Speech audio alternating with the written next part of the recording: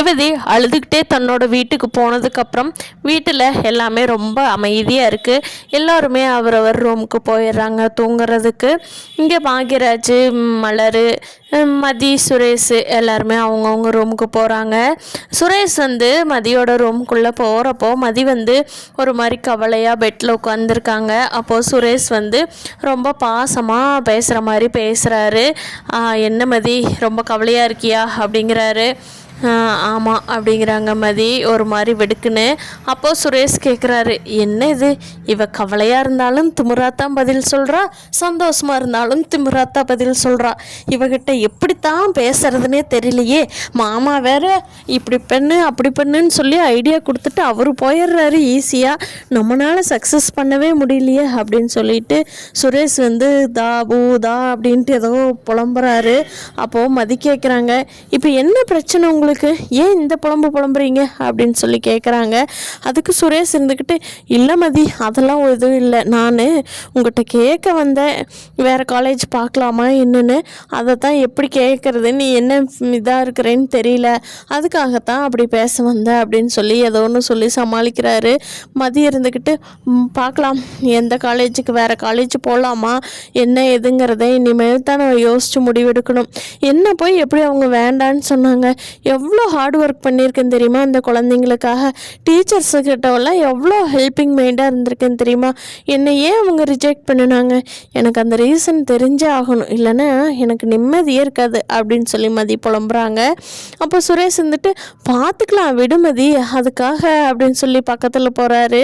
அப்போது மதிக்கு புரிஞ்சிருது, என்ன நீங்கள் ஒரு மாதிரி பேசுகிறீங்க, எனக்கு டென்ஷன் ஆகுது, ஆமாம் இன்னைக்கு என்ன உங்கள் மாமா அப்படித்தான் உங்கள் அக்கா எல்லாத்து முன்னாடி சொல்லுவாரா, அவர் கொஞ்சம் கூட அறிவே இல்லையா, அந்த 6வது சென்ஸ் ஒன்று வேலை செய்யுமா, அவருக்கு வேலையே செய்யாதா, வீட்டில் ஏதோ ரேவதி அக்கா ஏதோ சொல்லியிருக்காங்க, இப்படி போயிடுச்சு, இப்படி நம்ம எங்கள் அம்மா அப்பாவாக இருந்தாலும் இப்படித்தான், இதெல்லாம் ஒரு தப்பா, அவங்க சொன்னது அப்படி என்ன தப்பாகவும் சொல்லலையே, அவங்க இங்கே நடக்கிற உண்மைத்தானே உங்கள் அக்கா சொல்லியிருக்காங்க, உங்கள் மச்சான் அப்படி போட்டு கொடுக்குறாரு, தன்னோட ஒய்ஃபை ஒரு வீட்டில் இவ்வளோ தூரம் அசிங்கப்படுத்துகிறாரு, சை அவரெல்லாம் என்ன மனுஷன், கேட்டால் பெரிய மனுஷனா, சங்க தலைவரா, அந்த பொறுப்பு இந்த பொறுப்பாமா, சமூகத்தில் பெரிய ஆளாமா, தங்கராஜ் சொன்ன மறுபேச்சு இல்லையாமா, சை இதெல்லாம் என்ன சில்லறத்தனமாக இல்லையா உங்கள் மாமாவுக்கு அப்படின்னு சொல்லி மதி பொறிஞ்சு தள்ளுறாங்க.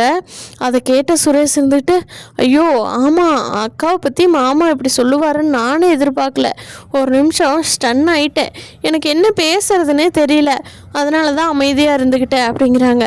பார்த்தீங்கள்ல உங்கள் அக்கா என்ன பாடுபட்டாங்கன்னு, யாராவது தன்னோட அம்மா அப்பா முன்னாடியே அம்மா அப்பாவை தப்பாக பேசுனாங்க அப்படின்னு சொன்னால் அவங்களுக்கு எவ்வளோ டென்ஷன் மன உளைச்சலாக இருக்காது, பாவங்க அவங்க ஒரு யதார்த்தமாக ஒரு வார்த்தை விட்டது இவ்வளோ குத்தமாங்க, உங்கள் மாமாட்ட நீங்களாவது சொல்லுங்கள் அப்படிங்கிறாங்க. சரி நாளைக்கு நான் சொல்கிறேன் அப்படின்னு சொல்லிட்டு சுரேஷ் தன்னோட முயற்சி கைவிட்டுறாரு.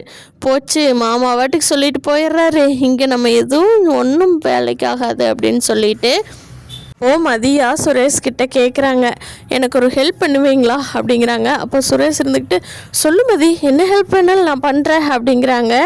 வேற ஒன்றும் இல்லை, எனக்கு வேலை போனதுக்கான ரீசன் என்னென்னு நீங்கள் விசாரித்து சொல்ல முடியுமா, நீங்கள் போலீஸ் தானே, எனக்கு போனதுக்கான ரீசன் என்னென்னு விசாரித்து சொல்லுங்கள் அப்படிங்க. சரி மதி, கண்டிப்பாக நாளைக்கு ஸ்டேஷன் போயிட்டு ஃப்ரீயாக இருக்கிறப்போ நான் அப்படியே காலேஜுக்கு போய் என்ன ஏதுன்னு கேட்டுட்டு வர்றேன் அப்படிங்கிறாங்க.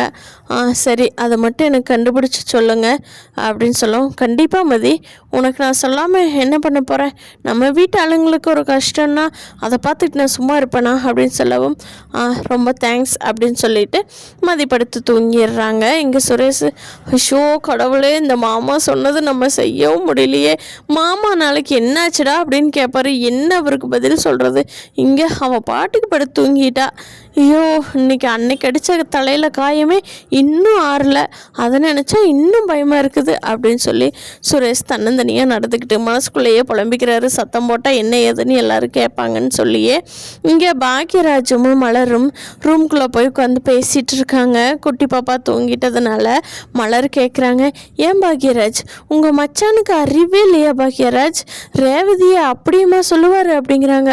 ஆமாம் மலர், பாவ ரேவதி அம்மா அப்பா முன்னாடியே அவங்க நடிக்கிறாங்க, கொடுமைப்படுத்துகிறாங்க அப்படின்னு சொல்லி அது சொன்னதும் இல்லாமல் நீ அவங்ககிட்ட மன்னிப்பு கேட்டால் தான் வீட்டுக்கு கூட்டிகிட்டு போவேன், நான் அவ்வளோ உத்தம அப்படின்னு ஆக்ஷன் பண்ணுறதெல்லாம் எவ்வளோ பெரிய நடிப்பு. அப்பாப்பா சாமி, உலகமாக நடிப்புடா இவர் நடிக்கிறது அப்படின்னு சொல்லி நம்ம மலர் பாக்யராஜ் கிட்ட சொல்கிறாங்க.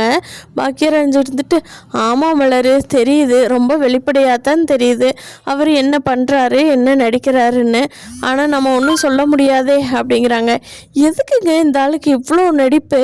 இந்த அண்ணா அமைதியாகவே இருக்க மாட்டாங்களா?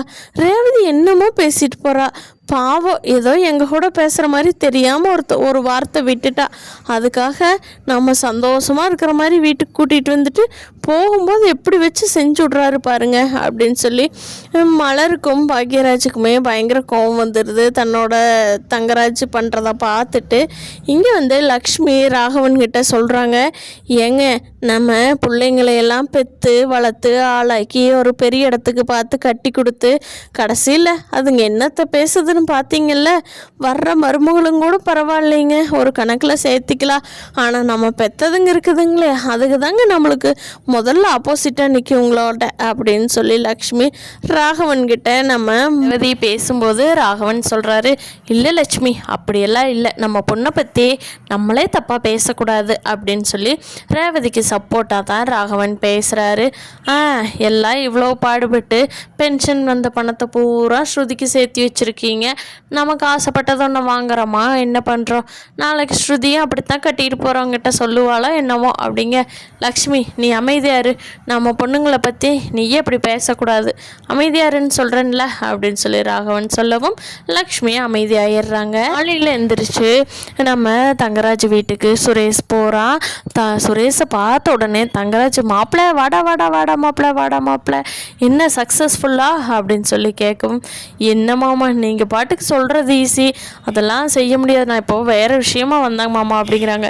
என்னடா மாப்பிள்ளை உனக்கு நான் கிளாஸ் பக்கமாக எடுக்கிறேன், நீ ஆனால் என்னடா மாப்பிள்ளை போடா அப்படின்னு சொல்லிட்டு சொல்லு என்ன விஷயமா வந்த அப்படின்னு சொல்லி சுரேஷை கேட்குறாங்க. அப்போது சுரேஷ் கேட்குறாங்க, மாமா எனக்கு ஒரு ஹெல்ப் பண்ண முடியுமா, சொல்லுடா மாப்பிள்ளை உனக்கு பண்ணாத ஹெல்ப்பா அப்படின்னு தங்கராஜ் சொல்லும்.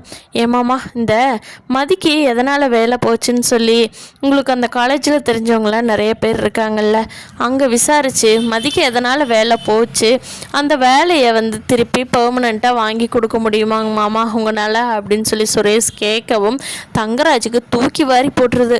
ஐயோ வேலை போனதே நம்மளால தான், இவன் என்னடானா வேலை வாங்கி கொடுக்க முடியுமான்னு கேட்குறானே அப்படின்னு யோசிச்சுக்கிட்டு, ஏன் மாப்பிள்ள மதி வேலைக்கு போய்த்தான் ஆகணுமா, நீ என்ன ஆர்வமாக இருக்கிற அப்படின்னு சொல்லவும், ஆமாம் மாமா அவள் ரொம்ப கஷ்டப்படுறா அப்படின்னு சொல்லவும், இப்படியெல்லாம் பாவம் பார்த்த மதி உனக்கு இல்லை, அப்புறம் வேலைக்கு போவான், இந்த காயம் இன்னும் கொஞ்சம் பெரிய காயமாகு அப்படின்னு சொல்லி நெத்தியில் இருக்கிற காயத்தை காட்டுறாரு தங்கராஜ்.